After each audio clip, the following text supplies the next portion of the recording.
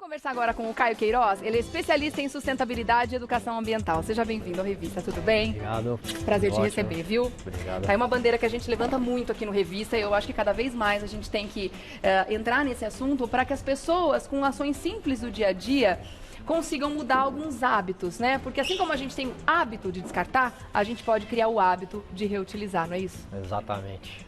E aí a gente tem aqui algumas opções, né, de lixo que a gente produz. Eu fiquei impressionada com os dados, né? A gente produz mais ou menos 1 quilo de lixo por dia. Isso entre recicláveis e também não recicláveis. Exatamente. E 10% disso, somente 10% disso que não pode ser reciclado, é isso, Caio? Você consegue racionalizar bastante, né? Porque você tem a parte dos recicláveis e dos orgânicos em casa e os inservíveis, que são esses que você não consegue nem reciclar nem compostar. Inservíveis? Inservíveis, que a gente chama. Ah, é? Quais são os lixos que estão nessa categoria? Acaba sendo de papel higiênico usado, embalagens contaminadas, sujas, enfim. E alguns resíduos também que não são, por exemplo, a cortiça não é reciclada. Você pode reaproveitar e tal, mas enfim, depois de você reaproveitar, você tem que descartar de alguma forma, então ele se torna inservível. Né? Ou virar artesanato. Tem tanta coisa bonita em cortiça que dá pra gente fazer, né? Exatamente. Bom, agora aqui a gente tem algumas opções que eu achei interessante a gente trazer. Bom, primeiro o conceito. Vamos falar daquele conceito dos 3 R's, né? Que algumas pessoas ainda não conhecem, né? Que é o reutilizar, reciclar e reusar. Reduzir, reutilizar e reciclar. Reduzir, reutilizar e reciclar. Exatamente. De que forma que a gente pode trazer isso pra prática? Certo. Então, é legal sim a questão do consumo consciente. Então, desde a hora que você vai fazer suas compras, primeiro, você levar somente o necessário. Tem alguns supermercados, por exemplo, que tem os coletores lá que você já vai descartando a própria embalagem no supermercado, para não precisar levar para casa. Tá. Então, você já vai, com isso, reduzindo o volume de lixo que você gera. Então, essa é a questão do consumo consciente, a redução, né, do lixo que você vai gerar. Tá. Depois Mas aí você está reduzindo o seu próprio, né? Porque o mercado, de qualquer forma, vai ter que ter o descarte consciente daquilo também, a gente espera. Exatamente. Que assim, é muito assim, o mercado fica incentivando o consumo, né, para as pessoas comprarem cada vez mais para virar. Então assim, vamos acalmar, vamos comprar somente o necessário e o que realmente que você vai utilizar. Tá. Então, primeiro, fazer compras menores e tal, então você reduzir o volume que você está gerando. Então, pensar que se cada um pensar nele próprio, você resolvendo esse problema com você e multiplicando isso, o impacto vai ser muito maior. Tá. Aí depois, reutilização.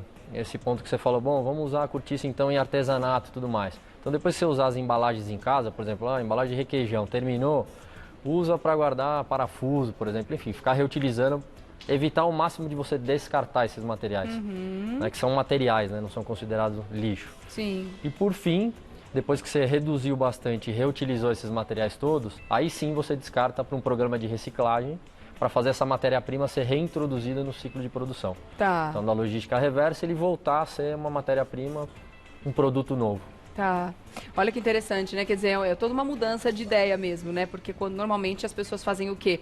Usou uma lata, terminou um requeijão, enfim, qualquer coisa que você está fazendo ali, a primeira coisa é, beleza, vou reciclar. Mas a pessoa não consegue muitas vezes imaginar que você pode ressignificar aquela embalagem, dando um outro uso para ela. Eu não gosto, acho feio. Existem N formas da gente transformar aquilo numa coisa bonita, aceitável visualmente, esteticamente legal também para dentro de casa, né? Exatamente. Bom, é a tal história, né? É aprender a viver com o que a gente tem hoje. Porque a gente, quando muitas vezes fala em desperdício, reduzir o desperdício. Muita gente compra muita comida em casa, né? Faz aquela compra da semana e já deixa a geladeira lotada. Não consegue comer nem metade do que comprou. Aquela comida estraga e joga fora. Mas eu posso, eu tenho dinheiro para isso, não está me fazendo falta. Muitas vezes a pessoa acha que a economia é fazer sobrar dinheiro depois no final do mês. Só que também tem uma outra questão por trás que eu queria que você falasse sobre, que é tudo que aquela pessoa, com aquele desperdício, está gerando de desperdício de recursos. Porque a gente não sabe de um dado muito importante, que é o nosso planeta já está saturado. Ele já não está mais aguentando tudo que a gente está produzindo nele, né? Então, esse ano, foi um dado até que eu não conhecia e achei interessante. Esse ano, nesses primeiros 6 meses, a gente já não consegue fazer com que o planeta reverta o dano que a gente causou nele para produzir tudo que a gente já produziu. Resumindo, é isso? Exatamente. Caio, explica melhor pra gente isso. Porque você tem o ciclo natural das coisas, né? Então, assim, o que o planeta consegue prover para a humanidade ele tem que estar em equilíbrio. A gente já passou desse equilíbrio. Então, assim, a gente está consumindo muito mais do que o planeta realmente consegue prover para a gente. E esse dado diz que agora em agosto, né, a gente já consumiu em 10 meses, em 8 meses a gente já consumiu o que a gente poderia consumir em um ano. Então, assim, a gente precisa realmente dar passos para trás, dar uma acalmada e fazer com que esse ciclo volte a ficar equilibrado novamente, né? Tá. Que a questão da sustentabilidade é exatamente isso, é esse equilíbrio que a gente está ultrapassando em todos os sentidos. Além dessas atitudes simples de muitas vezes o descarte consciente ou então a reutilização desses materiais, muitas pessoas ficam com dúvidas do que fazer com a matéria orgânica produzida na casa, né? Que uma boa sugestão, acredito que seja a compostagem, que dá para ser feita até em apartamento, se a pessoa quiser, né? Exatamente. Hoje você tem as composteiras, né? Você tem composteiras elétricas que são aceleradas, que fazem a compostagem em 24 horas, reduz o volume em 90% e já sai um composto pronto para você aditivar na terra. É mesmo? A composteira elétrica faz isso? Exatamente. Aí tem essa composteira que é mais artesanal, né? Que trabalha com minhocário. Então, ela é bem útil também. Ela tem algumas restrições. Você não consegue compostar, por exemplo, carnes, alguns tipos de materiais, você não consegue. Ou a comida já cozida também, né? Muitas vezes temperada. A minhoca não vai gostar. Né? Tem um pouco de restrição, mas enfim, já reduz bastante. Reduz bastante, é Ah. muito bom. E para você que tem uma hortinha em casa, para você que tem qualquer tipo de planta que você precisa de uma terra boa para colocar, até mesmo o chorume produzido dessa composteira, isso é riquíssimo para a gente adubar a terra em casa, né? Exatamente. Primeiro que não tem agrotóxico, não tem nada, é super natural e aí é uma alquimia positiva que você está fazendo lá, que você coloca esses ingredientes, faz a compostagem e você tem uma matéria-prima bacana para você fazer um alimento saudável, né? Olha aí que legal. E não é difícil, viu, gente? Aliás, uma informação que eu não sabia, que quanto mais triturado o alimento que a gente colocar na composteira, mais fácil para ele desaparecer, mais rápido ele vai desaparecer ali, né? Exatamente, porque você está diminuindo a superfície dele de contato, então a compostagem ela vai descaracterizando no material, ele vai se decompondo. Então, quanto mais fragmentado ele tiver, a decomposição é mais rápida, né? É, legal. Então, a gente pode pegar todo aquele lixo produzido, processar aquilo de alguma forma, né? Aí você acrescenta a serragem, né? Ou a palha, como tá colocando aí, né? Certo, esse é um tipo de processo, né? Você tem esse processo, tem minhocário, você tem algumas linhas aí diferentes, mas que são interessantes e eficientes. Não é difícil de fazer, não produz cheiro, então muita gente fala, vai ficar com o negócio apodrecendo na minha casa. Não produz cheiro. É uma coisa muito legal, eu sou bem entusiasta dessa ideia, viu, gente? É uma forma bem legal da gente reduzir o lixo que a gente produz também, inclusive o orgânico. Bom, agora tem embalagens que eu confesso que eu tenho dó. O isopor. Quantas coisas com isopor que a gente leva para casa todos os dias. Eu fico horrorizada. O pessoal muitas vezes vende orgânico nos mercados e obrigam a gente a levar uma bandejinha de isopor para casa para levar 3, 4 tomates. É um absurdo, né? E o isopor, ele é reciclável? Então, o isopor ele é reciclado, só que ele é um plástico expandido, né? Então, o que significa isso? Que ele tem pouca matéria-prima na composição dele. Então, ele é muito leve.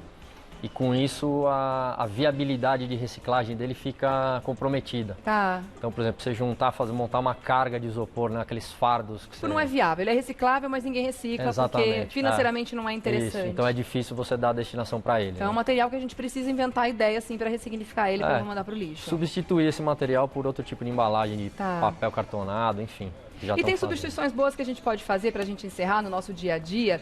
Por exemplo, substituir o canudo de plástico, simplesmente eliminar da sua vida, né? Exatamente. O plástico hoje está sendo, o canudo está sendo considerado o grande vilão por essa história de ser um single-use plastic, né? Um plástico que ele demora para ser produzido e você usa ele em 15 segundos e já descarta. Tá. Então, assim, esse tipo de material também tem que ser ressignificado. Até tem uma parceira da Triciclo que fala que né, o lixo, o resíduo é um erro de design.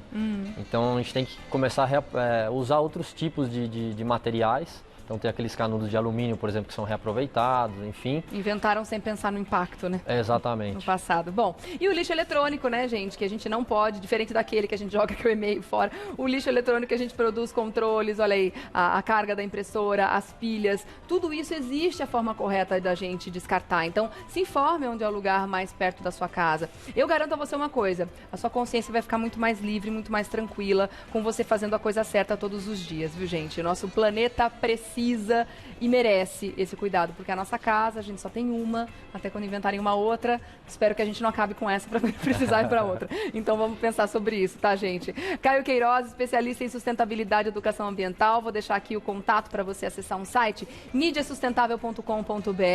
Que tipo de conteúdo a gente tem lá? Certo. Tem bastante informação sobre os trabalhos que a gente faz hoje nos municípios de educação ambiental, comunicação e apoio à coleta seletiva municipal, né? Ah, muito bom. E até complementando, o nosso Instagram é @mídiasustentável. Se vocês puderem entrar, vocês vão acompanhar tudo que a gente faz lá.